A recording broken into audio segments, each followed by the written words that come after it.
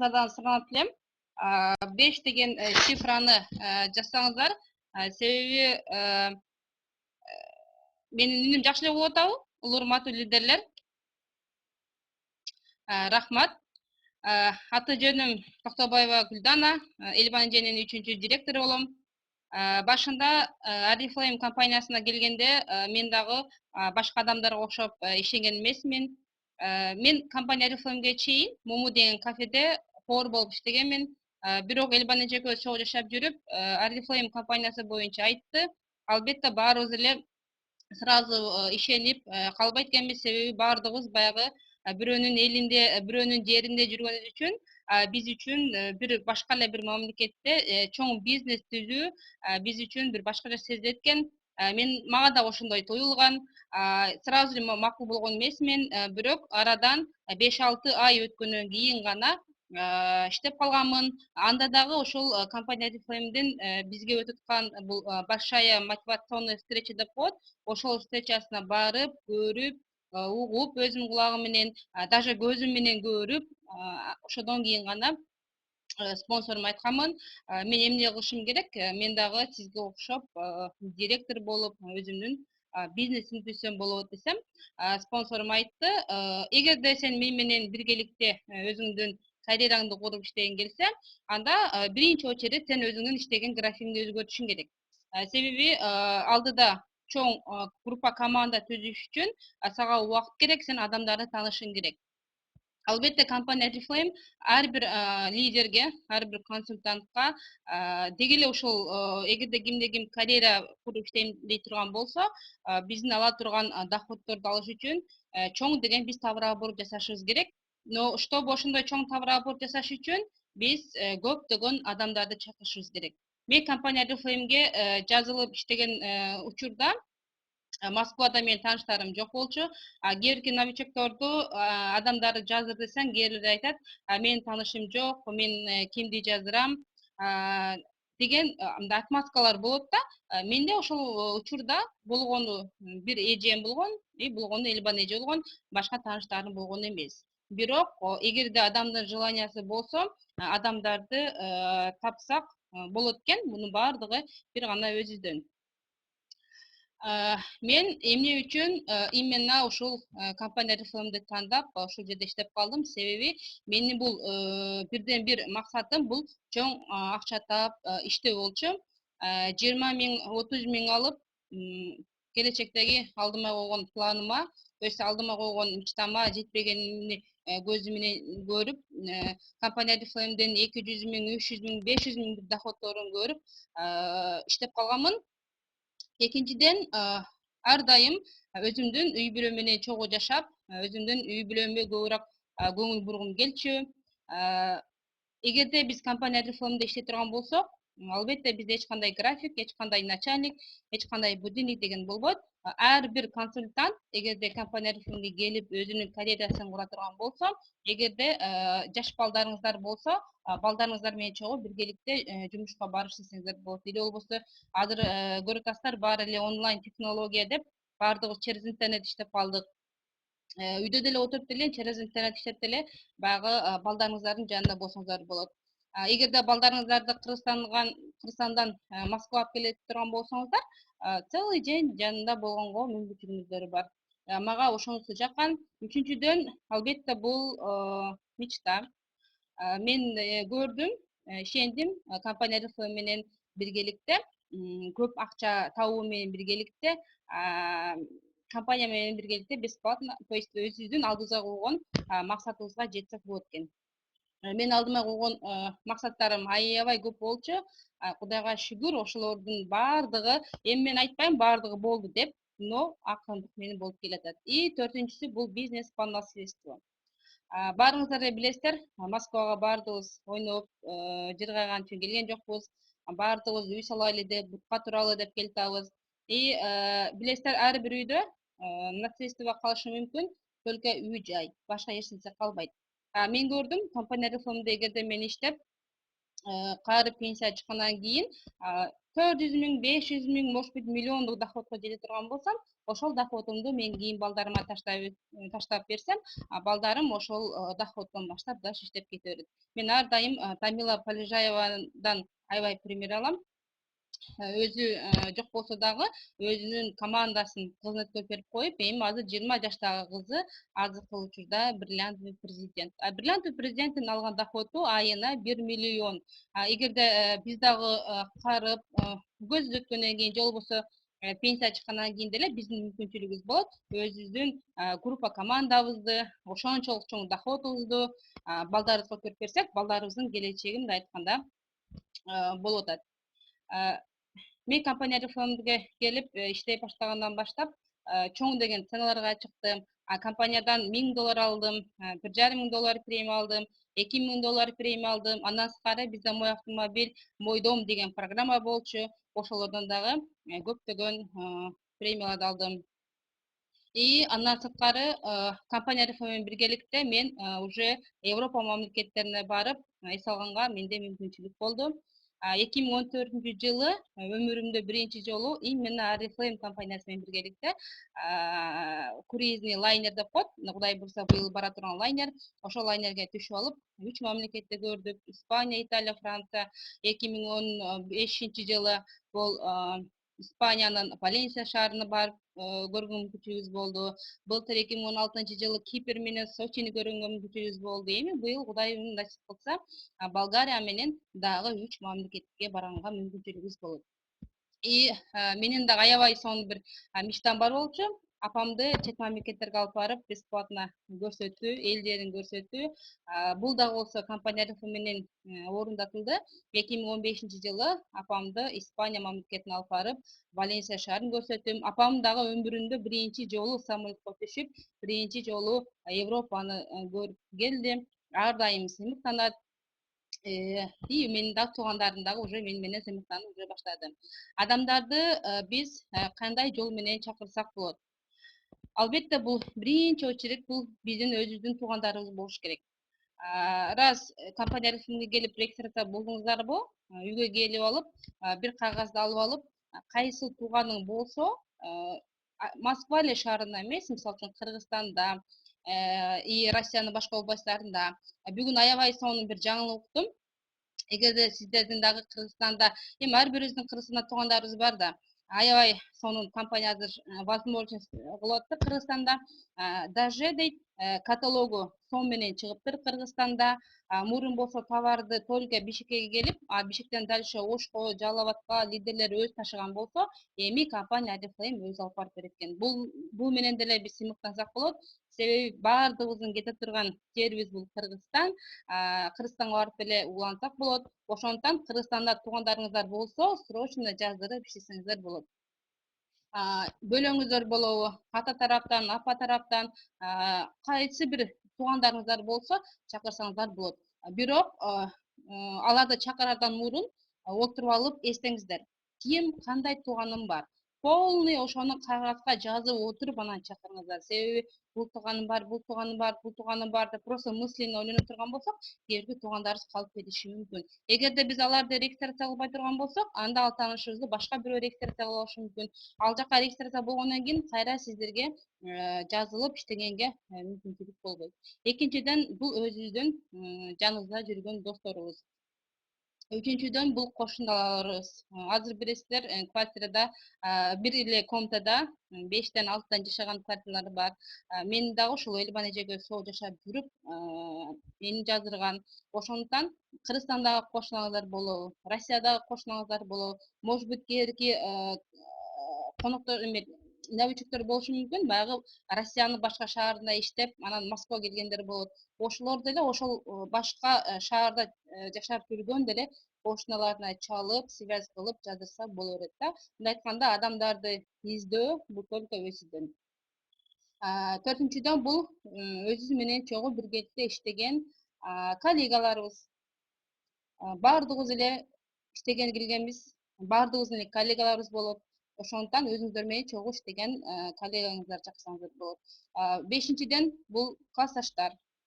Мисалы үчүн кээ бир адамдар болушу мүмкүн, 11 класста бүткөнгө чейин 3-4 мектепте окугандар болот. Мен мисалы 1 класстан 11 класска чейин 4 мектепте окуганмын.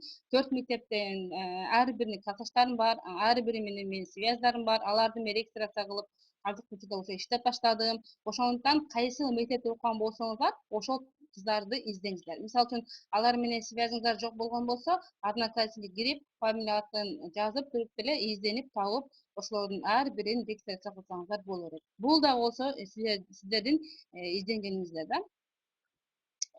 И 6-дан бул сиздер менен чогуу окуган группалаштар. Эгерде сиздер студент болгон болсоңуздар, өзүңүздөр менен чогуу окуган группалаштарыңыздар жаздырсаңыздар болот. Или болбосо баягы параллельный группада окугандар, бирок баягы тааныш болуп калган адамдарды да чакырсаңыздар боло берет.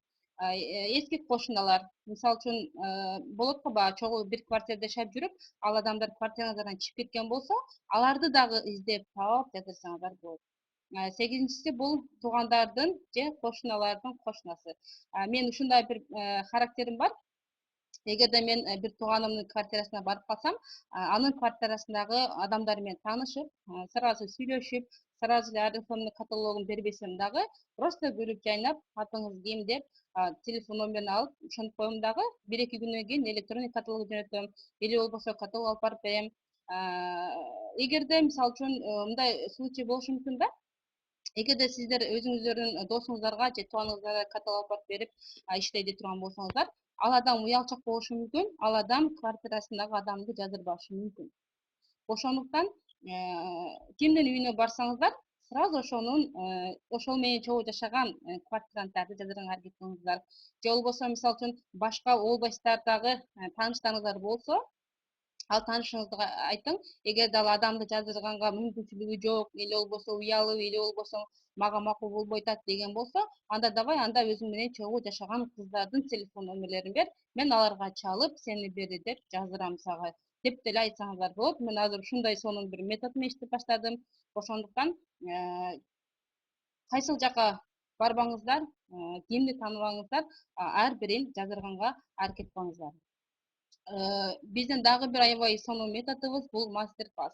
Азыр билесиздер, бизде кыргыздар деле мурункудай эле болбой калган. Азыр кыздардын баардыгы боемойсан көчөгө чыгышпайт.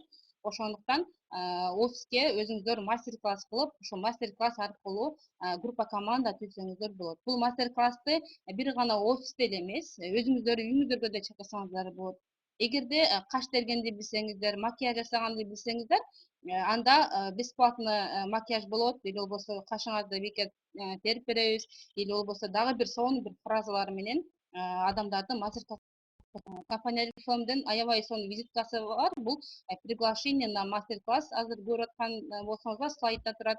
Ошону алып ичине жазып, көчөгө чыгып деле адамдарга таратсаңыздар болот. Мисалы үчүн көчөдө бир кыргыз аял кетип калган болсо, барып таанышып, сүйлөшүп, визитканы берсеңиздер болот. Тем более ал визитканын арт жагында бул приглашение 2 адамга болот, же болбосо 3 адамга жарайт деп айтсаңыздар деле болот. Ал адамдар келип кеткенге болот. Биз азыркы учурда бир каталогдо бир жолу же 2 жолу аябай сонун биз мастер класс кылып атабыз.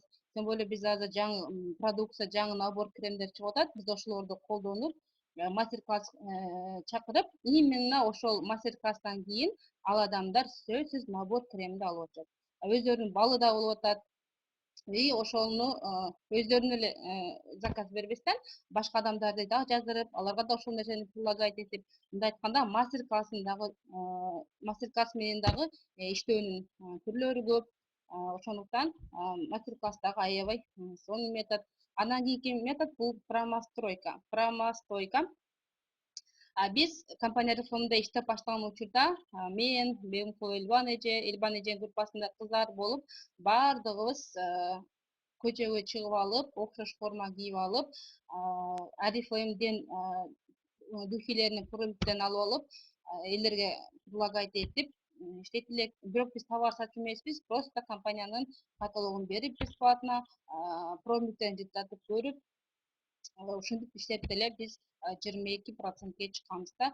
Эгерде сиздер кааласаңыздар, сиздердин да ушундай мүмкүнчүлүгүңүздөр бар. Группа командаңыздар менен барыңыздар. окшош болуп алып, эми обязательно формаңыздар болбосо деле хотя бы кепка или болбосо хотя бы галстук да, сырттагы адамдар көрүш керек, что вы одна команда. И көчөгө чыгып деле ошентип иштесеңиздер боло берет. Андан кийинки метод bizde уже каталог таратуу и соцопрос. Когда группа командаңыздар менен окшош болуп чыгып каталог таратып адамдар менен иштесеңиздер, бул дагы аябай сонун метод. Мисалы үчүн тааныштарыңыздарды чакырдыңыздар, келгени келди, келбегени келбеди. Или болбосо күндүзү кечке тааныштарга айттыңыздар, жумуштан кетип баратып деле, же болбосо хотя бы жумасына 3-4 жолу группа командаңыздар менен хотя бы 1 саатка болобу, или болбосо 2 саатка болобу да көчөгө чыгып каталог таратсаңыздар болот. Каталог таратуу менен биргеликте группа команда түзсөңүздөр болот. Менин биринчи директорум Каныбек кызы Акшола, азыркы учурда Сафировый директор. Ошол кызым только каталог таратып, каталог менен иштеп, Сафировый директор болду да. Күнүнө, ишенесиздерби, күнүнө 100 каталог таратат. Бул күнүнө. А 21 күнүн ичинде канча каталог таратасың? Анын ичинде немедленно прибылың алып атат, анын ичинде еще группа командаң түзүлүп атат. Ошон үчүн группа каталог таратып, ошо каталогду таратуу менен биргеликте биз адамдарды чакырсак болот. Или болбосо соцопрос. Компания Oriflame'дин атайын аябай сонун анкетасы бар. Ал анкетанын ичинде компания Oriflame'дин суроолору бар. Эң аягында өзүнүн айрый турган жери бар. Мисалы үчүн көчөгө командаңыздар менен чыктыңыздарбы, чыгып элдер менен таанышып, саламатсызбы, мен сизге Oriflame'ден, то есть мисалы үчүн Хойт парк болобу, же болбосо просто мындай көчөлөрдө да барып таанышып, сүйлөшүп, биз Oriflame компаниянын консультанты болобуз. Биз сизге бир 5 суроо бергибиз келип атат. Эгерде ошол суроого туура жооп берсеңиздер, биздин атыбыздан бесплатно подарок. Суроо бересиздер, именно Oriflame компаниясы боюнча суроого жооп берет. Жооп бергенден кийин эң аягында азаматсыздар, биз сизди куттуктайбыз. Сиз биздин сурообузга туура жооп бердиңиздер. Эми биздин атыбыздан сиздерге бесплатно подарок. Ушул деп туруп, жанагы кагаздын лыжын айырып бересиздер дагы. Эми сиздин мүмкүнчүлүгүңүз болот. Метро спортивныйга келип, биздин офиске келип, ушул подарканы алып кетсеңиз болот. То есть биз подарканы ал жерде моментально бербейбиз. Просто визитканы бересиздер, а ошол адам подарканы алыш үчүн Oriflame компаниясынан келет, аларга презентация өтөсүздөр, подарканы бересиздер и дальше жаздырасыздар. Андан кийинки методубуз бул подари подарок другу. Биз именно ушул метод менен аябай убагында өскөнбүз. Эгерде биз 100 адамга звонокко турган болсок, 100 адамдын ичинен 10 адам келет экен, 10 адамдын ичинен 4 иштейт экен, калганы кетет экен. Адамдарды биз подарокко чакырып атканда эч качан звонок кылып эле, алло, саламатсызбы, Айбекпи же Нурбекпи, келип подарогуңузду алып кетиңиз деп айтсак эч качан болбойт. Эң биринчи ошол адамды подарокко чакыраардан мурун өзүбүздүн сүйлөгөн речибизди оңдошубуз керек. Эгерде тааныбаган адамга чалып, саламатсызбы, сиз подарок утуп алдыңыз, Oriflame компаниясынан келип алып кетиң десе, ал адам түшүнбөшү мүмкүн. Же болбосо бирөө сюрприз кылып атабы, же болбосо бирөө менен ойношуп атабы деген сезим болушу мүмкүн, түшүнүк болушу мүмкүн. Чтоб ошондой нерсе болбош үчүн өзүңүздөрдүн текстиңиздерди заранее даярдап сүйлөшсөңүздөр болот. Мисалы үчүн биз мындай фраза менен чакырабыз. Мисалы, саламатсызбы, Айбек бекен, ооба дей турган болсо, мен сизге Oriflame компаниясынан чалып атам, аты жөнүм Гүлдана. 5 мүнөт убактыңызды алсам болобу? Албетте ооба дей турган болсо, сиздин номериңизди ушундай деген таанышыңыз берген болчу. Oriflame деген компания бул косметик компания. Быйыл 50 жылдык юбилей болуп атат. Сиздин да ушундай сонун мүмкүнчүлүгүңүз болду. Ушул акцияга катышып, ушул компаниянын юбилейине катышып, сиз бесплатно подарок утуп алдыңыз. Себеби сиздин ушул таанышыңыз Oriflame компаниясында иштеген үчүн компания Oriflame ошол таанышыңызга шанс берди. Өзүнүн жакын 5 адамына подарок бергенге, 5 адамдын арасында сиздин номериңиз бар экен, ошондуктан келип подарогуңузду алып кетсеңиз болот. А когда ошондой фраза менен чакыра турган болсок, ал адам түшүнөт. А эгерде биз просто келип подарогуңду алып кет деп эле мындай чакыра турган болсок, ал адам түшүнбөй калышы мүмкүн. Ошондуктан канча көп адамдарга чалсак, ошончолук адамдар аябай көп келет. Анан кийинки метод бул интернет аркылуу адамдарды чакырсак болот. Азыр эми баардык эле мындай айтканда соц сет болуп атат, техника болуп атат. Азыр ар бир адам сөзсүз мондой сайттарда отурушат. Ошондуктан адамдарды дагы сиздер Одноклассник, Контакт, Facebook, Instagram или болбосо азыр аябай сонун болуп калыптыр. Инстаграмдын да прямой эфири чыгып калыптыр. Ошондо прямой эфирден деле чакырсаңыздар болот. Или болбосо бизде кыргыздардын аябай сонун сайты бар. Бул birge.ru. Ошо birge.ruга да кирип, Oriflame боюнча жазып, или болбосо просто подработка деп жазып коюп деле чакырсаңыздар болот. Кайсыл адамдарды кандай жол менен чакырыш бул только өзүдөн болот. Ошондуктан мен азыр аябай активно иштеп баштадым именно соцсет боюнча. Ар бир сайтка өзүм регистрация болуп, сүрөттөрүмдү киргизип, ошол интернет аркылуу адамдарды жаздырып баштадым. Биздин ушундай мүмкүнчүлүгүбүз болот. Именно ушул интернет аркылуу бир эле Москва эле шаар эмес, Россиянын или болбосо Казакстан болобу, Кыргызстан болобу, кайсыл жер болбосун, ушул интернет боюнча биз адамдарды жаздырып, группа команда түзүп иштесек болор экен. И аягында аябай сонун нерсе айткым келип атат. Бул биздин жашообуздагы мындай айтканда ийгилик. Бул 1% гана бул биздин талантыбыз болот экен, 99% бул биздин эмгегибиз. Кээде адамдар болушу мүмкүн, албетте сен күчтүсүң да, сен ушундай опытың бар да, сен ушундай кыйынсың да деши мүмкүн кээде адамдар. Но бул жашоодо ал нерсе туура эмес экен. Ошондуктан биздин 99% бул эмгегибиз боло турган болсо, 1% гана бул биздин талантыбыз. Ошондуктан 99%ге кошулуп, эмгектенип, группа команда түзсөңүздөр, албетте алдыңыздарга койгон ийгиликтерге жетсеңиздер болот.